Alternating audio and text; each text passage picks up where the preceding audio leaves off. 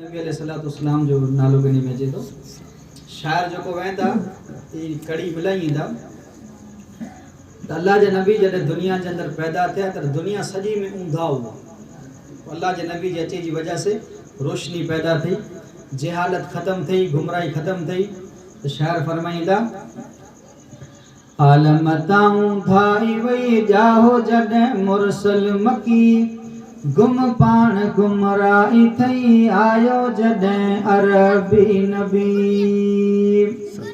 काड़ो लगो कुफरान खे ओजर मिलियो ईमान खे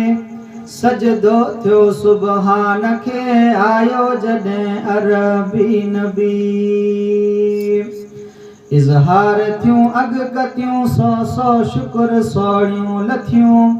मिलयूं हीअं हीणन हथियूं आयो जॾहिं अरबी नबी आयो मिठो मुरसल मियां चमकिया हिदायत साहियां कुर्बान कदमन ता थियां आयो मिठो मुरसल मियां चमकिया हिदायत साहियां कुर्बान कदमन ता थियां आयो जॾहिं अरबी नबी अगपण अकाबिर अंबिया परवर घणा पैदा किया से सब नमी नाइब थिया आयो जॾहिं अरबी नबी आलम ताऊं धाई वई जाहो जॾहिं मुरसल मकी गुम पाण गुमराही थी आयो जॾहिं अरबी नबी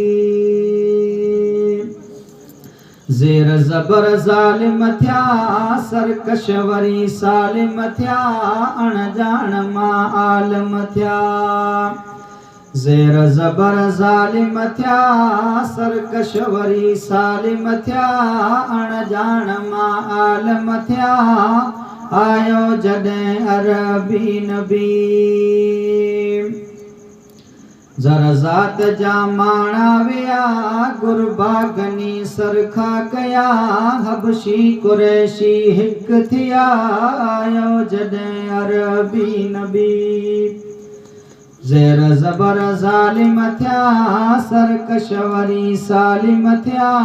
अणजाण मां आलिम थिया आयो जॾहिं अरबी नबी अल्लाह जे नबी अलैहिस्सलाम जॾहिं दुनिया जे अंदर आया ऊंच नीच जो मसलो हो, गुलामी जो दौर हो, गुलामी की की समझ में न अचींदो हो। तो शायर चवंदा जे अल्लाह जे नबी जॾहिं आया हबशी कुरैशी कुरैश वॾो खानदान हो अल्लाह जे नबी जो त हबश जा जेको गुलाम हुआ ई मड़े हिकिड़े हंधि वेही करे ने बेरा खाईंदा हुआ, हिकिड़ी सफ़ में उबींदा हुआ। त अल्लाह जे नबी अलैहिस्सलाम अचे जी वजह से ऊंच नीच जो मसलो ख़त्म थी वियो। मासूम मासूम बच्ची के दफन करे में अचींदो हो जीरे आके खबर है जे मक्की जी हालत ई हुई के घर के अंदर नियाणी पैदा थींदी हुई त इनके बुरो समझदा हुआ। चालू रदी चौगर दियूं कुंदा हुआ काफर दियूं